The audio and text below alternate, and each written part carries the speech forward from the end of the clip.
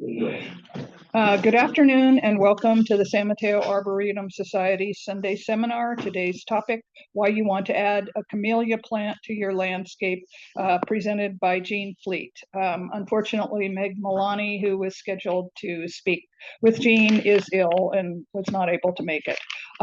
My name is Pat Paquette. I am an longtime Arboretum volunteer and education committee member. Program will last approximately 60 to 90 minutes, depending on how it goes. And we may or may not do a demo outside. You may ask questions as we go along with the presentation. And for those who are on Zoom, use the chat box at the bottom of your screen to submit questions, and those will get answered. Few days after the presentation, you'll be emailed a link to the recording and a link to the evaluation form for feedback. But as I say, for the people here, if you could fill it out like while you're here, that would be great. Before we start, a little information about what's happening at the Arboretum. Our nursery in San Mateo Central Park is open 12 to 3, Saturdays and Sundays. So if we finish early, you can go over there and check it out. We have a wide variety of plants, indoor and outdoor, at very reasonable prices. Payment is credit card, debit, or Apple Pay only, no cash. And while you're in the park, you can visit the Rose Garden, which Sue Carter, our education chair, is responsible for. We have a butterfly hummingbird garden, and sun and shade demonstration gardens, and our fairy garden. They're all maintained by Arboretum volunteers. And we have a new native garden coming up outside the North Gate, which Kevin, our Zoom person, is involved in. So that when is that due to? Do you have Probably be done within a month. Okay, yeah, it's looking good. So check out those things. There's also an art exhibit, Crystal Springs Upland School. So feel free when we're done to walk around and look. There's some really nice artwork. Okay, now on to the main course. Jean Fleet is a member of the San Francisco Peninsula Camellia Society. Are you like an officer now, or? Yeah. On the board. Yeah. And he's also a longtime Arboretum board member, and we thank him for that. He has his own business called Floral Design and Color. So I will now turn it over to Jean, and he'll tell you all about camellias. And if you could, after he's done, if you could stay seated, because we have to do a few final closing remarks and for the Zoom people. Okay. Thanks, Pat. Sure. Welcome, everybody. I had no idea there would be this many people here. Good to see you all. Yes, I hope that, well, how many people have camellias in your garden already? Almost everybody, yeah. Well, it's been a passion of mine, I would say, since I was 16. My folks sold our ranch up in Humboldt County and bought a nursery in Santa Rosa, and we sold camellias. Probably some of them that we sold then are on the table here. Camellias have been around for a long time, and I'll go into some history about camellias. There are different camellia varieties. The most common one is the Japonica camellia. This one, as a raffle item, is a Japonica camellia. Called that because they are native to Japan, but also in China and India. They have really done well in those places and have adapted really well also to our Mediterranean climate here in California, and especially around the Bay Area. But actually all over the country, where camellias can take a certain amount of cold, frost, and they're just fine with that. So Japonica camellias. Then there is another variety called reticulata. It has a big flower. I don't have a reticulata here, but it's similar to this in the flower form with wavy petals, although not all of them, but many with big flowers. But not all of them are big, some of them are small. But it's one of the distinctions. Reticulata camellias tend to grow taller and they don't respond well to pruning. So often in a collection of plants, reticulatas might be sort of in the middle. So they're kind of gangly in their growth and appearance. So when they're not in bloom, they're kind of nondescript. They have similar leaves to Japonica camellias, but although this isn't a camellia, reticulata camellias are very often longer and glossy, but not as glossy as the Japonica camellias. Most reticulatas and Japonica camellias will grow in shade, filtered sun, but usually not all day direct sun. And it depends on the color. Reds, deeper colored blossoms will take, during the bloom period, will take more sun than whites or light pinks. I have planted a Japonica camellia in really dense shade in my garden in San Mateo, kind of as an experiment to see what it would do. And actually, after a couple of years of being there, it's produced blossoms. Not as many as one that has more light, but I was happy to see that if any of you have a fairly dense shade part of your garden and would like to try a camellia, it's worth going for it. Another variety of camellia is the Sasanqua camellia. This happens to be one called apple blossom. So there are lots of generalities, and most of them are not necessarily applicable. Can you show it again? Right. Apple blossom. It's essentially a white camellia with a pink tinge around it. One of the characteristic features of Sasanqua camellias is they can grow in a lot of sun. Here in the Bay Area, they could be in full sun.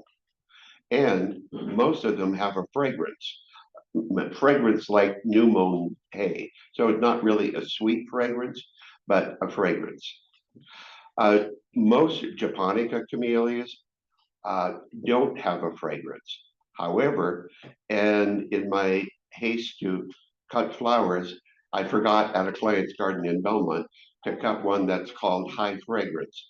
And wouldn't you know it, it's a fully double one. It's not exactly Japonica, it's a hybrid, a cross, but it has a nice sweet fragrance about it. Anyway, that's that one. Camellias hybridize easily. And so there is one, this one, called Buttons and Bows. Did you get it? Look at the mom. Right. Buttons and Bows is a cross between, I believe, Japonica camellia and another one called Williamside. A little story about Buttons and Bows. One, it's a formal double, meaning you don't see stamens in the middle of the flower. Some of these other ones, clearly there are stamens visible. The formal double doesn't have visible stamens. Our Camellia Society gave to Philoli a number of years ago 4 Buttons and Bows plants. The garden staff over the years has put into the garden house behind the main house and before the walled garden, they put 2 Buttons and Bows plants. They're in pots and they are part of the indoor plant arrangement that the garden staff does there. There was a gal who had introduced education of camellias at Filoli, and then she became executive director of the Fort Bragg or Mendocino Coast Botanical Gardens.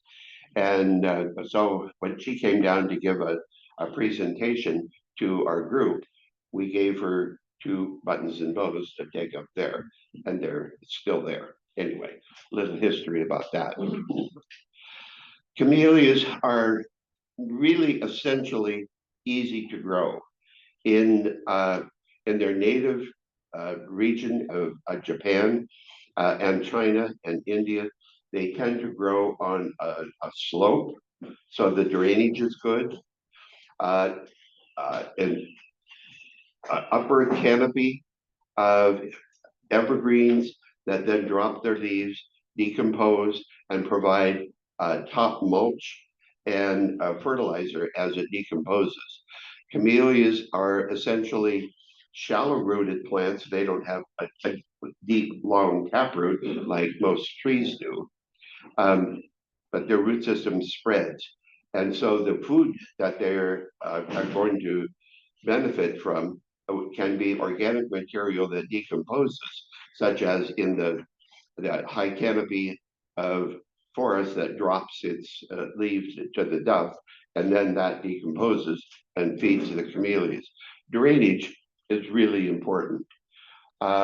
We mostly here in the Bay Area don't have those nice slopes that are rocky or maybe volcanic. Some of us, happily I don't, but some of us have clay soil. Well, you can still grow camellias. A key factor with that kind of situation is drainage. So planting, well, I'll get more into the care and culture of camellias a little bit later, but rather than get into all of that right now, I'll do it. As Pat had mentioned, if you have any questions, ask them at the time, because we're going to jump along, and if we wait to the end, you might have forgotten it. So anyway, let's make it relevant. Some history about camellias. As I mentioned, they originated it as native plants in Japan and China and India. I think initially in Japan, and then they were also transported to India, but they thrive well there. You see some of our demonstration of camellias are in teacups and this teapot. That's partly because there have been plantations in each of these 3 countries of camellias. A certain kind of camellia, Camellia sinensis, a plant that has a little white flower. They're grown in orchards like avocado orchards or citrus orchards, but a rows of camellias. During the new growth time of the year, the brand new growth is pinched off and dried. That's green tea. If it's aged a little bit longer, maybe fermented, then it's black tea. And the variety, like oolong, it is derived from where it comes from, the kind of soil, the kind of climate where it's growing. I was fascinated to learn that camellias, something that I naturally love, was also producing tea. So they're orchards, just like we have orange orchards. But at that certain time of the year, the staff goes out and pinches the brand new growth, and there we have tea.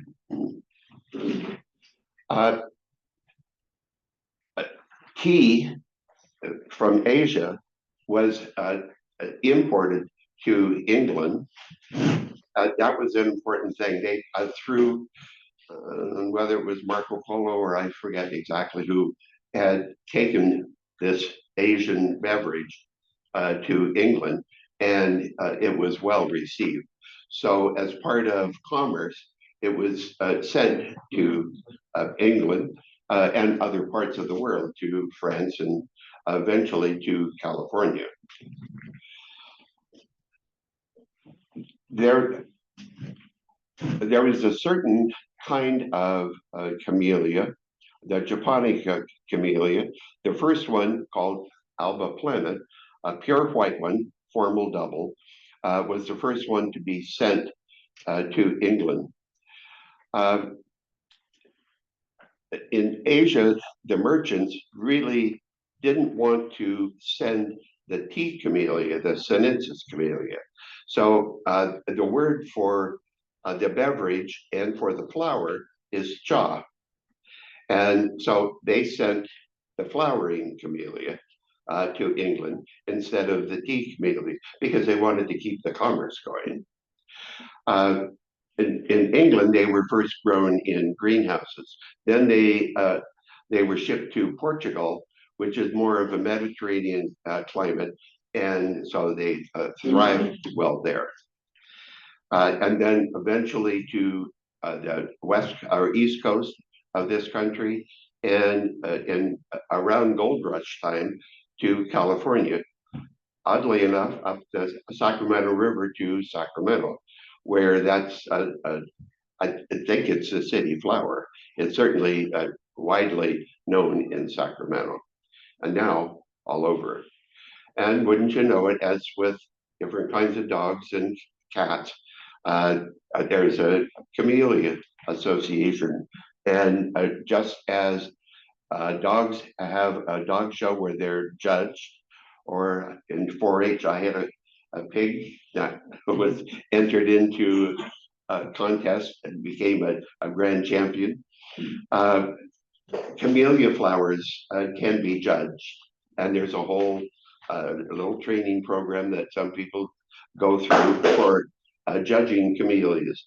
There's an American Camellia Association and various regional chapters. There's one, the San Francisco Peninsula Camellia Group here in the Bay Area, the West Bay, and we're a part of that. I'm personally not so keen on judging camellias, except simply, they're beautiful.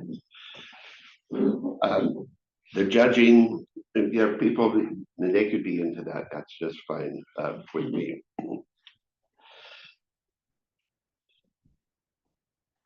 Trying to grow a camellia in your garden. So most of you raised your hand to say that you have camellias. Do you know what kind of camellias you have? By that I mean, are they Japonica camellias? A Japonica camellia would be like this, usually a deeper green. It has serration along the edge of the leaf. It's not exaggerated, but it's there. Sometimes the leaf will become variegated, meaning green with some white or green color in it too. The reticulata camellia has a lighter green leaf, more, as I mentioned, like this, elongated, and it's very deeply serrated along the edge. Different leaf patterns for different varieties of camellias. Most of the camellias that we find in our gardens are Japonica camellias. They can be pruned in different ways. They also, camellias, by and large, especially Japonica camellias, will live longer than people do. So one of you I know mentioned that that the camellia that you found in your garden was there when you bought the house, and that's at Filoli. If you've been to Filoli, in the woodland garden, the second family, the Roth family, Mrs. Roth, acquired, because she would ape over camellias, a bunch of them, and her garden staff planted them too close together. But I mean, she's a boss, so they did it. The result was that some of these camellias grew tall and slender. There are some houses where when the house was built, a camellia was planted, and it may be 20 feet tall, 15 feet tall, with flowers only up at the top. What the Filoli garden staff ended up doing not quite 10 years ago is they had to deal with, Mrs. Roth's passion, and the result, the camellia plants were too close together, too shaded, they were elongated. So the staff actually truncated a bunch of them. Just, for a 20-foot tall camellia, they cut it to about 4 feet tall. Kind of drastic. Most of them lived, some of them didn't, but most of them survived. And so it was just a trunk. I'm mentioning this because some of you may have camellias that you inherited that are pretty big. And so it is doable. This truncated camellia had no foliage. Well, a plant needs some foliage for photosynthesizing, at least most plants. So it took a little while from the bark a growth spurt, and then more branches, and then those were pruned over a year or so, and within, I think, 2 or certainly by the 3rd year, they were blooming again and bushy, where the flowers were right where people could see them. Some of the camellias were transplanted. These were pretty old camellias. Mrs. Roth had the property, and we're having some of these older camellias in the early 40s. So, been around a while. It is possible to transplant a camellia. I guess that also brings me to, all right, if you have one in your garden and you want to transplant it, when and how? Do any of you have camellias that you're wanting to transplant that are in the ground? Yeah. Yeah. Well, so most camellias, I would say pretty much probably all camellias, are dormant when they are in flower or heavily budded. Like this one is dormant now. There's no new growth coming at this point. Its sole goal right now is reproduction, the flower. In this particular plant, you see it's loaded with buds. Gene, would you go back to the Zoom so they can see it? Yeah, there you go. Okay, yeah, lots of buds on this. That could seem really attractive. Depending, you can see this bud is all by itself. There are 2 down here. There's a whole cluster up here. Some people would thin out the buds so that there's maybe just 2, maybe even just 1. If you're interested in having a big flower, then you would thin out all of those buds to just 1. Yeah. So it's okay, because I heard you should, take it down to just 1, but so it's okay to leave 2 or 3 on? Well, Can you repeat the question? for yeah, Zoom? right. That it's recommended to thin it off to just 1 flower. And is there an advantage to that, or just leave these? What the plant will do with a whole cluster like this is possibly push some of them off, meaning not all of these may come to fruition as a full bloom flower. Whereas it's more likely that a single one or maybe a double one. So where this has so many, removing some of them could be a good idea. Certainly, camellia fanciers who are into having premium blossoms, the largest possible, they're going to thin it down to just 1. Only because even if all of these stay, they're going to be all sort of, bunched together, each flower, and it won't be distinct like a single blossom like we see there. Um, all kinds of approaches as to how you care to grow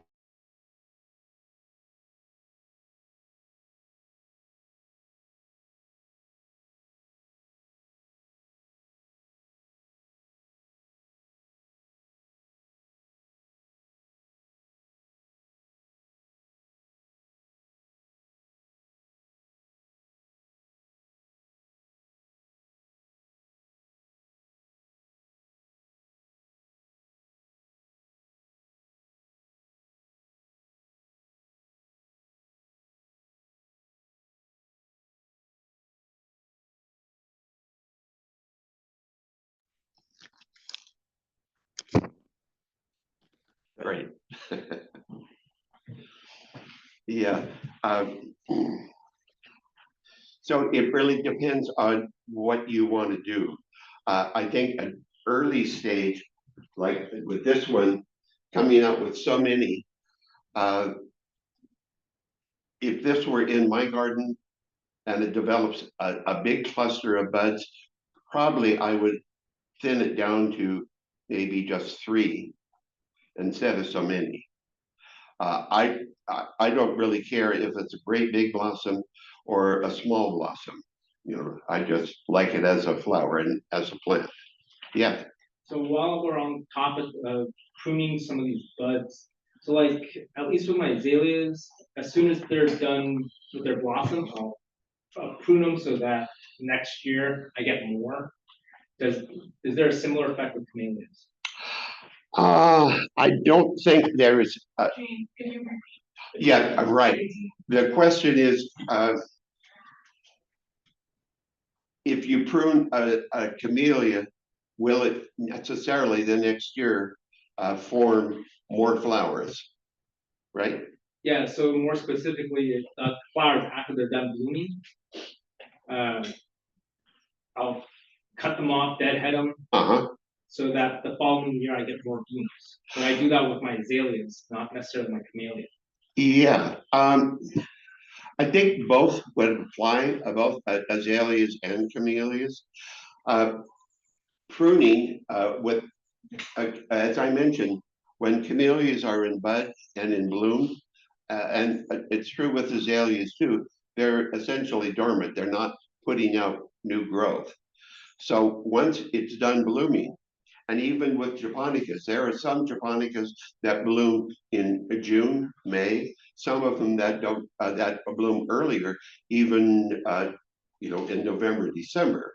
So once the plant is done blooming, or if it's the case of a sasanqua, like the apple blossom, uh, they can start blooming in the autumn, October, September, rarely August, but certainly September, October, November. There's a classic one around holiday time called Yuletide, a single red sasanqua, called that obviously for the time of the year it blooms. Once each camellia plant is done blooming, like you're saying, that's the time if you're going to do any shaping or pruning to cut it back. You don't have to cut it back. It'll still set buds. What the camellia will do is put out, after it's done blooming, it'll put out new growth. The plant, where a leaf is coming from the main stem, not at this point, but just a little bit later in the development of the plant, there would be a little nubbin, which is the bud growth. And the same is true with azaleas, but certainly with a camellia, a little bud growth is there. That's so if you're going to prune it, meaning reduce its size, then you cut down to that point. These flowers on this plant have developed on last year's new growth. below that, and certainly on this side of the plant, this is older growth. Rarely does it have any flowering. This side branch developed and developed some buds. Once you get the hang of it, then you can shape it however you want. Hopefully, many folks have mobile gardeners who maybe usually they don't have experience, not all, but many don't have experience with camellias. And so you'll see a camellia plant in a rectangle, a square box, a lollipop circle. It's because they do two things. They have shears and blowers. And that's kind of, I don't mean to belittle any gardeners, but that's certainly a way to make a living and without really too much training. So if you have camellias or azaleas and you have a mobile gardener, let them mow and blow. But you do the pruning yourself or have somebody who knows what they're doing do the pruning so that you can have what you really want to have. So, Yeah. the time to transplant them, when it's dormant. Yeah, good question. The time to transplant, when to do that. Example, our Camellia Society had as a member a gal in Woodside, Marge Maloney, not Maloney, Maloney, and she had to sell her property, and new owners were not going to be interested in keeping all of her camellias.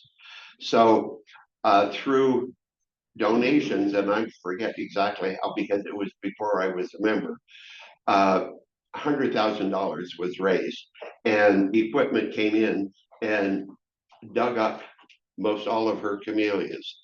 Many of them are in the San Francisco Botanical Gardens in the city. Some of them are in Palo Alto, I think as a part of Stanford, and one or two other places, I don't recall when. Not all of them live, but because these were mature plants. But for instance, this one, you could transplant it now into a bigger container or into the ground. And that's another point. Camellias will thrive, do fine in a container. An advantage of having a camellia in the container is when it comes into bloom, you could put it on your front porch, as long as the container's not too big or too heavy, and move it around, be a part of your garden wherever you need and want it to be. So establish camellia in the ground and you want to move it, the time to do it is when it doesn't have new growth, even if it isn't blooming. If there's no new growth starting to bud out, that's the time to transplant it. Ideally, in transplanting a camellia, especially if you're putting it in the ground, the time to do that, like I mentioned, is before the new growth starts coming. Have the hole already prepared, meaning, because I mentioned they're essentially shallow rooted. So dig a hole that is a decent size, like probably 3 or 4 times the width of the container, or if it's not in the container, but just from the ground to another location, then a fairly good size, doesn't have to be really deep. And prepare the soil so to receive the camellia, then transplant it, put it in, don't dig it up and then, oh, I have to dig the hole. No, I need to prepare the soil. The plant's kind of drying out and in shock of that, maybe. So having the hole ready and then you give it a drink of water as soon as you've done, and a little blessing to help it along its way is a good thing. Some people have a dense canopy of trees. Maybe it's redwoods or pine trees or the evergreen oaks. You could still have camellias, well, and azaleas in a place like that. But especially with redwood trees, with their roots, their feeder roots more superficial, have them in containers and just let them be there. Ship the pot to a bigger size if you need to. But anyway, they do well in underneath the canopy. And as I mentioned, if it's eventually too shaded in a pot, you can move it. I learned the hard way. Any kind of plant, camellia particularly in a container where there are trees around, you've got the drain hole in the pot, and the tree has roots, and it's going to seek out the water and grow right up the drain hole. I have learned the hard way on that with a few plants, bless them, because, oh my goodness, I don't need to water it because it's flooded with water on the top. And that was my light bulb clue. Tipped the pot, and sure enough, the root from the tree had grown up the drain hole. The drain hole wasn't working anymore. Yeah, so, and even setting it on a piece of flagstone, that's good until, a couple of years later and you forget about that. And the roots of the tree had grown over the flagstone and, you didn't pay attention and up the drain hole it goes. Anyway. Yeah. Are there pests, like, do animals eat any of the flowers that we should be aware of? Like squirrels? Mostly camellias are pest free. When the new growth comes out on a camellia, it's more vulnerable to aphis. Doesn't mean that it'll get aphis, but that's a time when you can. Also, camellia, no matter what kind, and I think this is true with azaleas too, if we happen to have a hot summer or you're growing the plant in a sunny area and it doesn't get quite enough water, or it gets water, but geez, it dried out before I gave it. It was, and then you give it, and then it happens again and again. Then spider mites are a sucking insect that gets on the bottom of the leaf, and you don't know that it's there until the leaf starts to discolor. Or hopefully you paid enough attention that the discoloring of leaves is enough to, oh, I got to do something. Otherwise, it will, take all the foliage out. What does it signify when the buds don't open, that they just drop or they die and then drop? Yeah, right. That's a phenomena. Yeah, thank you. What happens and why is it that a camellia bud will form but not open, and sometimes just drop off without opening? There's a term called bulldozing, and that's what happens. There are various factors that could cause that with the camellia. One, something that you don't even know anything about. Or it could be that the plant had too much water. Like if we've had a really wet season and they're in the ground and the ground holds moisture, and then you can't do too much about that at the time. And the root system kind of is overwhelmed with water. That could cause the buds to just drop.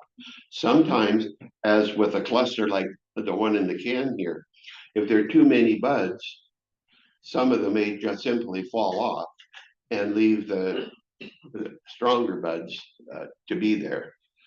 But it's usually a factor like being too wet or undergoing some kind of stress. You had a question too? Yeah, I have a camellia in a large container, and I used an app and it identified it as brown spot. Brown spots, it could be a few things. Brown spots can come on a camellia, mostly sunburn. And it depends on if it's new growth that comes out and it's exposed a week, or we have a period where it's exceptionally warm, hot, or it doesn't have the humidity for the amount of warmth of the temperature, that can cause the brown spots. So rarely is there a virus that causes the brown spots.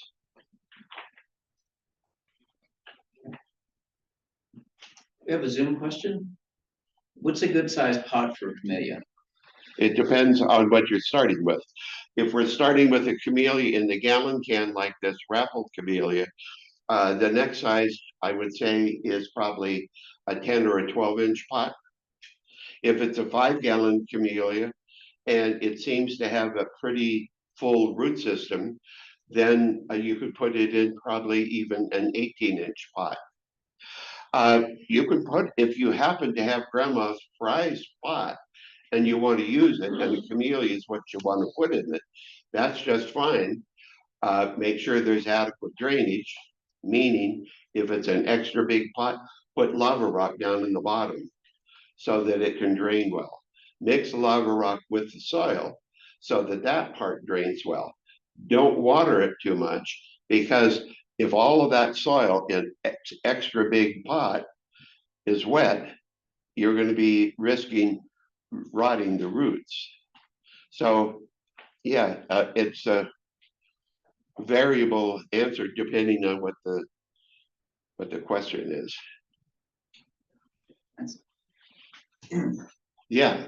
So I was just this is more of out of curiosity. So I've seen some of these camellias that have multiple colors, multiple color flowers coming off the same plant. So Right. is that like a result of grafting? If so, like, are there some species that are more amenable to I'm grafting? glad you asked that question. Yeah. Camellias will naturally sport, meaning if you have a red camellia, well, example, one of these camellias,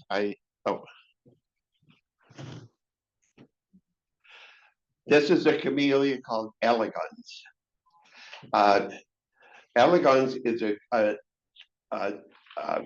anemone flowered or semi-double camellia. It has the row of double petals on the outside and petaloids, or false petals covering the stamens in the middle of the flower. So you can see it has some white in it.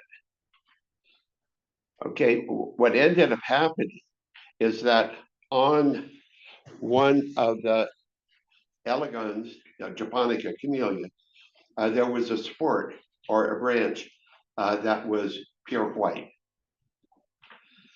And so that branch was cut off and rooted, propagated, and a new variety came out from this as a parent, right, called Kona. The same shade of pink, but actually a lighter pink, same flower form. Same flower form as this, but a very light pink, like this pink. Same flower form, new name, C.M. Wilson. It came from elegans. Then there was a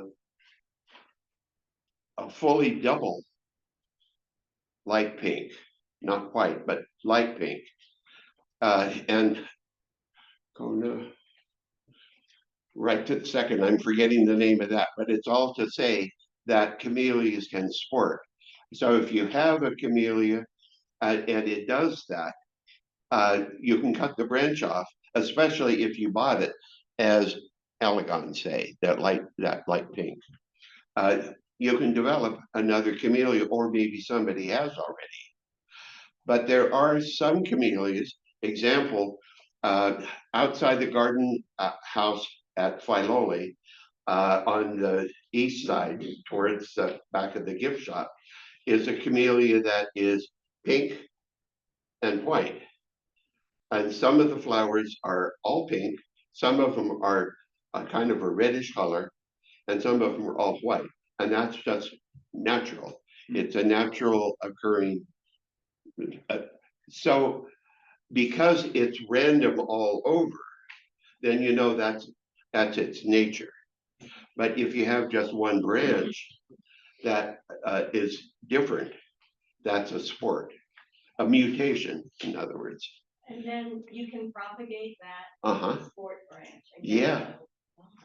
Now the way to propagate it, that branch, you saw the different color flower. Ideally, when the new growth comes out, you can cut that off. It's easier generally to root camellias from the new growth than the woody growth, the older growth. It is possible, the older growth. It just takes maybe some under heat, a little more patience, but it is doable. And, if it doesn't look like anything that is, there's a book called Camellia Nomenclature. You can get it on Amazon. It lists all kinds of camellias, japonicas, reticulatas, sasanquas, crosses, and when it was introduced, various little factors. So if you don't find that camellia that you just sported, you can register it with the American Camellia Society, or there's an International Camellia Society, and that organization is having, I think, its conference in the United States this year. If you're into all of that. Got another Zoom question. Do you fertilize your camellias? If you're asking me personally, I am.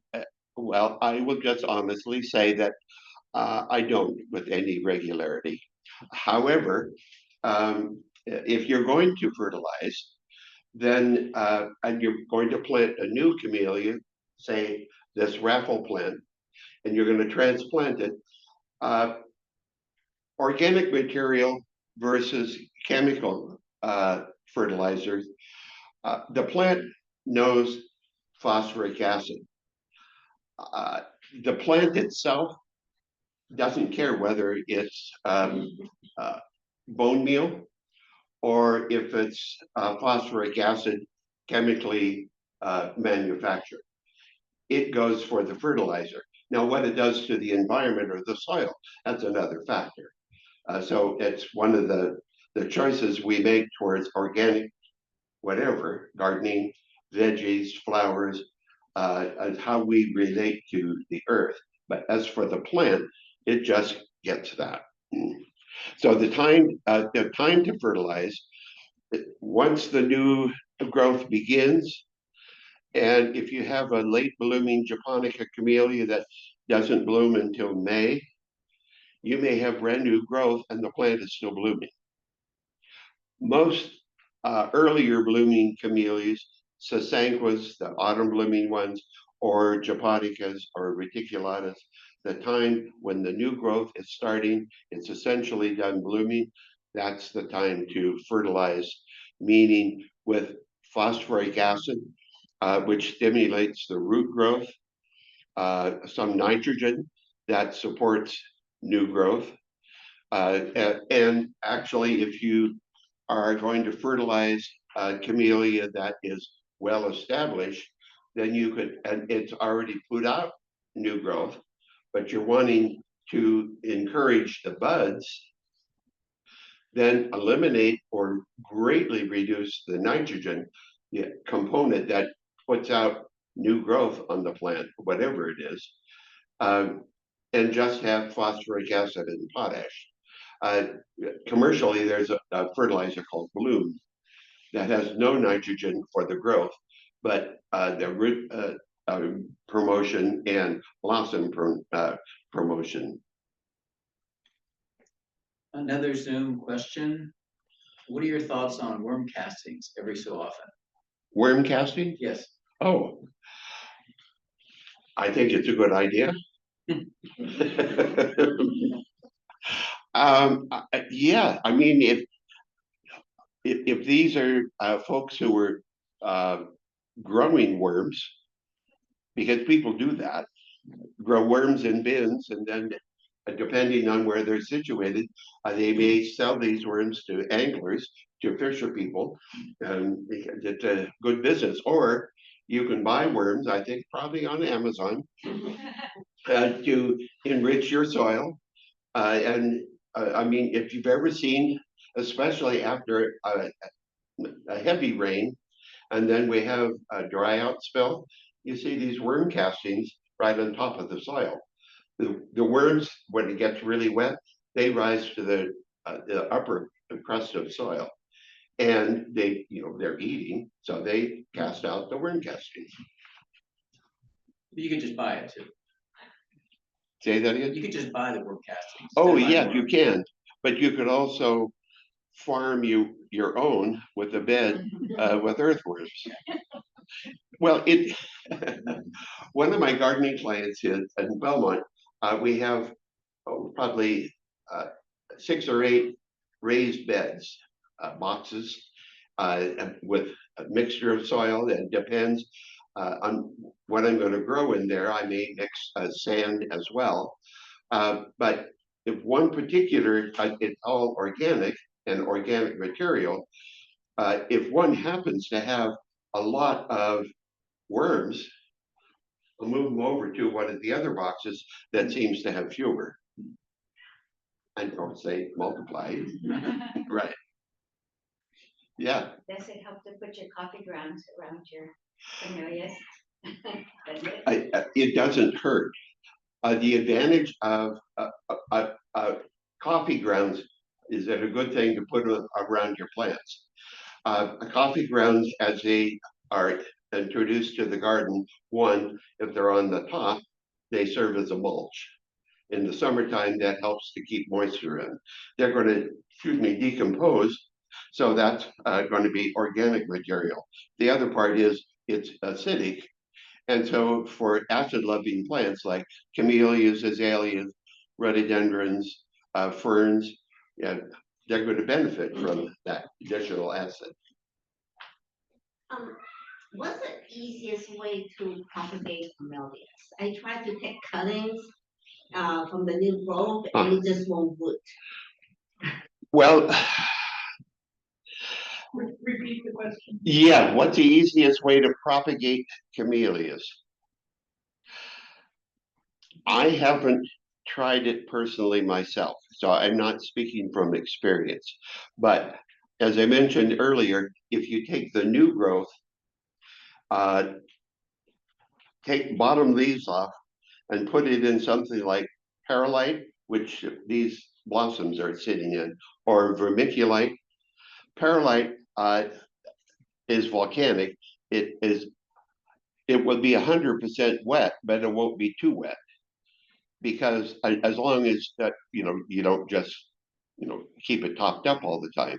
Vermiculite holds more moisture than perlite does.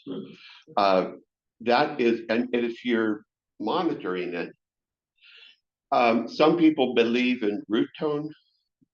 If you dip it in its hormone root tone, that could help. Although I understand there's a whole school of thought that, why bother? It doesn't really work. What works for you is what counts. Another way to propagate is grafting. If you have a camellia, like apple trees are grafted, roses, there's a wild rootstock, and then there is the flowering part, that's the grafted part. Especially fruit trees, roses, there's a hardy rootstock. And so you can take any of your camellias and do a YouTube thing on grafting, and you can make the slit and put the the scion in the new growth, and it'll show you exactly how to do it. A tapered, stick it in and put green moss around it or whatever your YouTube thing is going to say, but YouTube has almost anything you want to know about, right? But that is one way, grafting. And then you'll have the camellia that you added plus the one that was the parent. And if there's a camellia like at Philoli where they cut off to like 3 or 4 feet from the ground and there was nothing left, they had the opportunity of grafting maybe several different camellias to that. And then you have, like an apple tree that is grafted and it has maybe 5 different kinds of apples on it. The same thing would happen with the camellia. Anyway, however you succeed, good luck and keep trying because eventually you'll succeed. Yeah. Where can we buy all these different kinds of camellias that you have here? Yeah. Half Moon Bay Nursery has a pretty good supply or of different kinds of camellias. I didn't see any reticulata camellias. Another place is Philoli. Oh. Yeah. There's a family, maybe you've heard of them, in Altadena, the Nuzio family. For 4 generations, they imported and propagated camellias and azaleas. So various different ones, like this one is Nuzio's Pearl. Various Nuzio family plants, camellias. Sadly, well, of course, they were the 2 brothers, the existing 2 brothers, Tom and Jim, are in their 70s, and none of the younger generation wanted to take over the nursery. It happens not just in the Nuzio family, it happens across the board. Somebody, an Italian family has had their special little market for generations, and the kids, they're into whatever the kids are into, but not mom and dad's store. So then Altadena is where the nursery is. The fires burned the main house and a lot of the camellias and azaleas. Philoli, because of the 2 families, especially the Roth family, Mrs. Roth was really, as a verticale, into camellias, and so she sought different sources. So Philoli is a source of Nuzio camellias. Half Moon Bay Nursery has some Nuzio camellias too. This came from Half Moon Bay Nursery. It's a different supplier, but the plant is $24.50. It's pretty reasonable for a plant that has that many buds. Now, there's some that don't have any buds. I'm not trying to promote Half Moon Bay Nursery. However, I'm glad to see that they have a gallon can camellia. At 79, I'd prefer to have a 5-gallon camellia, or even a 15-gallon camellia. It's encouraging that a 1-gallon will have buds on it. It gives me hope and determination. 100's down the line, but not that far. So growing. So growing. Yeah. Some years ago, we got a reticulata gold. Oh, yeah. I don't know if they still carry that one. A golden, they will have camellias, and golden is really good for different varieties of things. And when it comes to camellias, like you said, reticulatas, they'll have different ones and sometimes bigger ones. Wegmans in Redwood City is a place for camellias. I didn't see as many as Half Moon Bay. Half Moon Bay is a lot. Wegmans has a few. But you can, a place like Wegmans, you can go and order. If there's something that you want, you can order it. I only say that because I've done it there. Yeah. So I got mine in fields from Golden. Uh-huh. So they have quite And what Nutio Camellia? I think it was more pinkish than that pearl. So Uh-huh. I guess there's another one. That's a little bit more pink. There is one.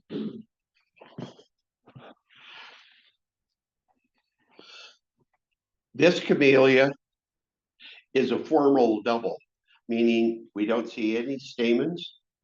There's one that's called Nutio's Cameo. It's this shade of pink. It's a bigger flower, formal double. You don't see any stamens. Might it be that? You know what, I think maybe it is actually the pearl then because it's not. Oh. that pink. Yeah, it has a little pink around the edge, and mostly it's sort of a white, creamy white. Prolific bloomer. Yeah, good choice.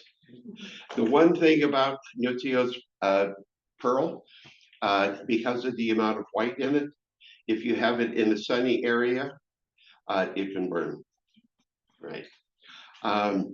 I plant flowers for a restaurant in Burlingame and Buttons and Bows, wherever it is, this one. There are 4 pots in front of the restaurant, and I've got camellias in those 4 pots. One of them is Buttons and Bows. Another one is Ave Maria Japonica. It only gets the morning sun until maybe 11 o'clock, but Buttons and Bows has birds on it. We haven't had that hot of weather. So we live and learn and adjust. That's the advantage of putting a camellia, if you're brand new to it, in a container. Then you can learn about what it likes. If a few flowers burn, or even a little new growth burns, camellias are very forgiving. Just move it and finally you'll find the perfect place. You got to put it in the ground. That's the time to do it. Got another Zoom question. I Yeah. think you might have answered this. When's the best time to plant camellias? The best time is when you can get hold of what you want. Well, that's, yeah, truly. During the Japonica bloom time is when, or during the Sasanqua bloom time, which is, in the autumn. The autumn is when you're going to find Sasanquas.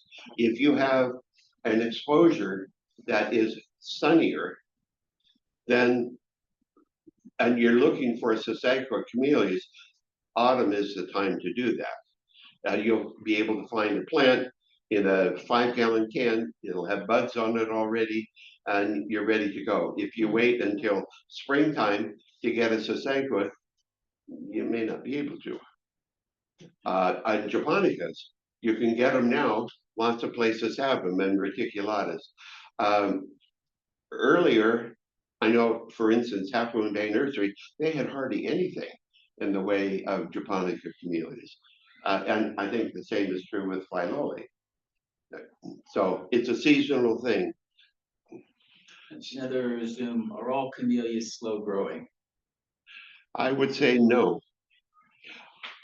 Once the new growth, once the root system is established, then the new growth can come out fairly quickly. If it's in the ground and it has proper soil environment, good drainage, and the weather is warm, it'll grow fast. So maybe it even needs to be pruned because it's getting bigger than its bridges. Yeah. When is the best time to prune camellias? Yeah, the best time to prune camellias is right after it's done blooming. So japonica camellias will bloom kind of now. Some japonicas started in February. They'll be finished by maybe April sometime. So when it's done blooming, even before it finishes, you'll see where the leaf joins the main stem, there'll be a little bud, a new growth bud. That's the time to prune them. And you prune down to just above that leaf where the new bud is forming. And that way you can direct it.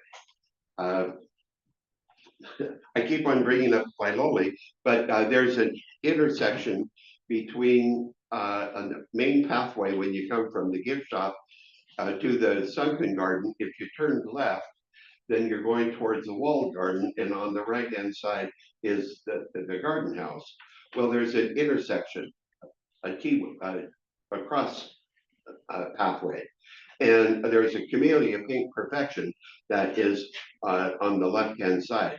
Well, the garden staff always keeps that open, and the principle is open enough so a bird can fly through.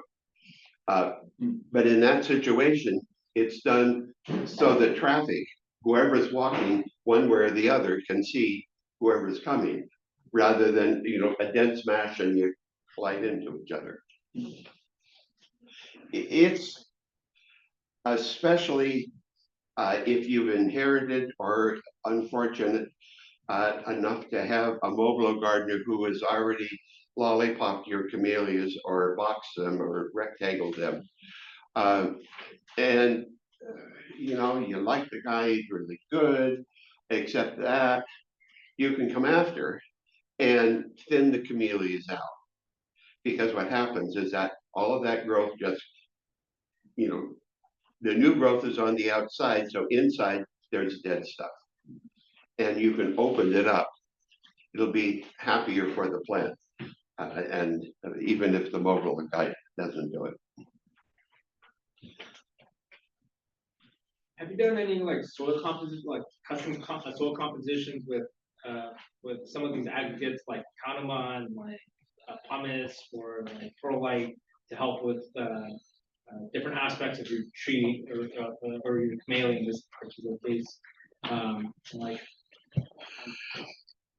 I would, the kind of soil amendment or additions I would do based on if the plant Azalea, Camellia, rhododendron is going into a container, or if it's going into the ground.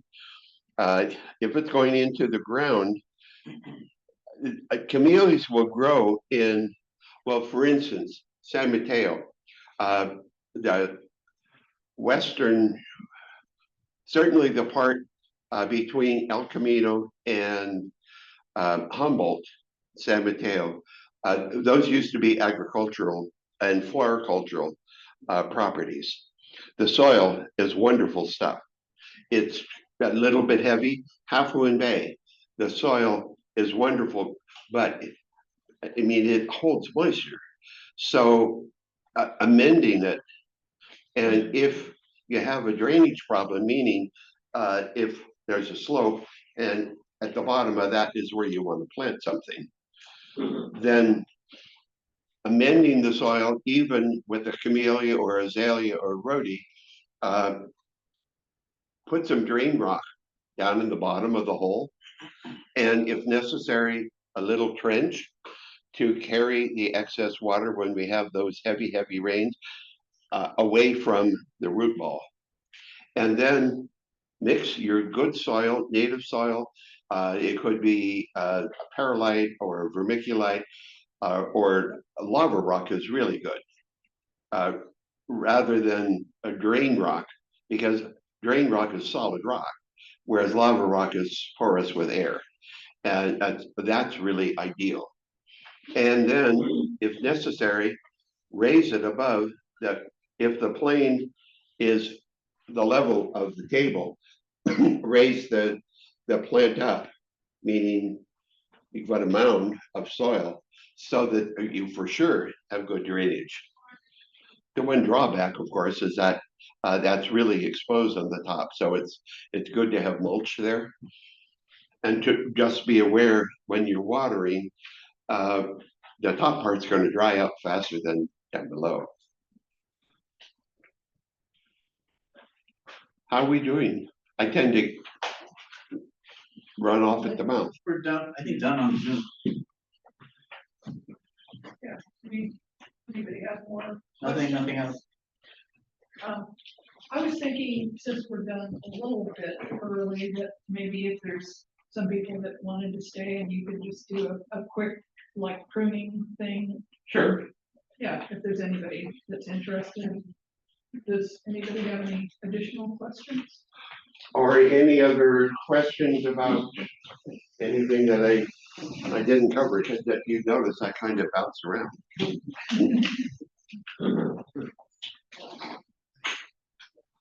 And we're going to, before people leave, we're going to draw.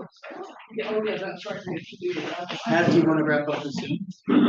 Pat.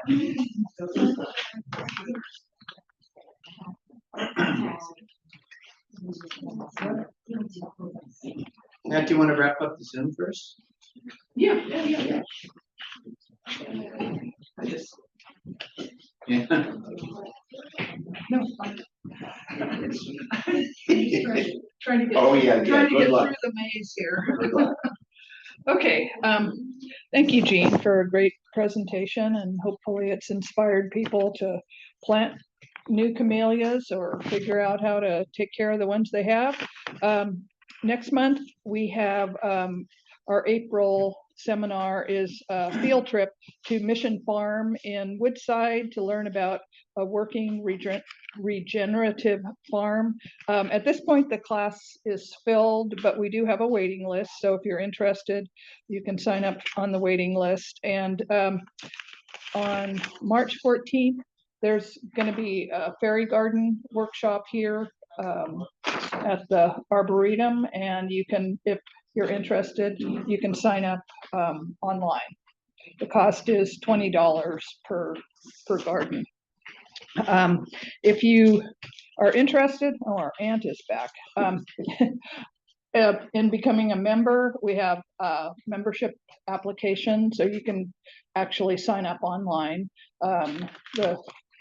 The fees are very reasonable, so think about that. And as a member, you get a 10% discount in the nursery. And we also have tribute bricks that in our rose garden, if there's somebody in your family or that you want to remember. And Pam back here, one of our volunteers, is in charge of that. So if you're interested, you can talk to her. And we also have a variety of volunteer opportunities within the organization, from working in the nursery, maintenance, computer, organizing seminars. We always open to new people on the education committee. So you can find information on that on our website. And thank you again, Jean, for a really interesting presentation. And thanks to Kevin, who's our Zoom specialist, and Sue Carter is our education chair, and Denise is education committee member. So anyway. And before you sign off, one other thing. I may have mentioned this earlier, but next Sunday at the San Mateo Garden Center, which is on the Alameda, our Camellia Society is hosting a free event open to the public on the celebration of the Camellia. So we're going to have green tea instead of coffee. Right, a lot more camellia blossoms than we have here. And you know, one of the things I didn't actually touch into is companion plants with camellias. But actually, a fellow and I gave a presentation a few years ago on that. But anyway, it's between 11 and 3 in the afternoon. San Mateo Garden Center. Do you have any plants for sale? At this point, no. Right. But we're going to have a raffle every hour. So 12, 1, 2, and 3. So, Okay. And just a reminder, if you could fill out your evaluation form, we'd much appreciate it. And the program is now finished. Thanks again, Jean. thank you.